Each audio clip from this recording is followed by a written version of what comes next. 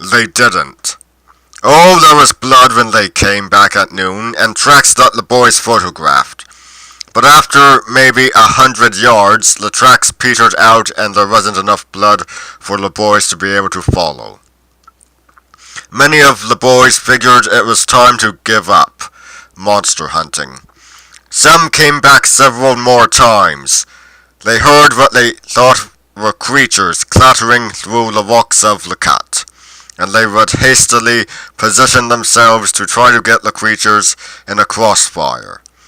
If they failed in shooting themselves, it was probably because the creatures only put in distant appearances. Once there was one, sometimes two, once as many as three. The final night of their hunt dampened all the young hunters' zeal. The group had dwindled to 5 boys, and they split up into 2 teams.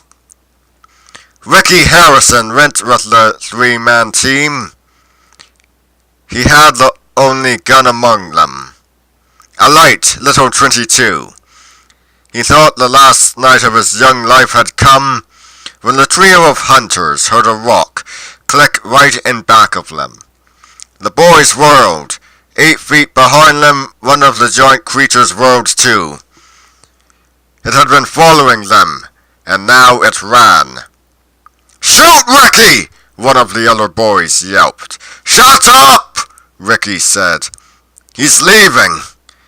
And that, for Ricky, was that.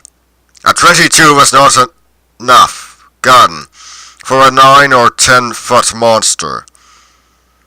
Maybe an elephant gun wouldn't have been enough gun. The creature was leaving, and Ricky figured he'd just as soon let him leave. The boys never went back for another night of monster hunting. There were other things to do on June nights. Girls to date, sodas to drink, cars to ride around in. They had seen their monsters. They had measured their 1.5 foot long, 8 or 10-inch wide footprints.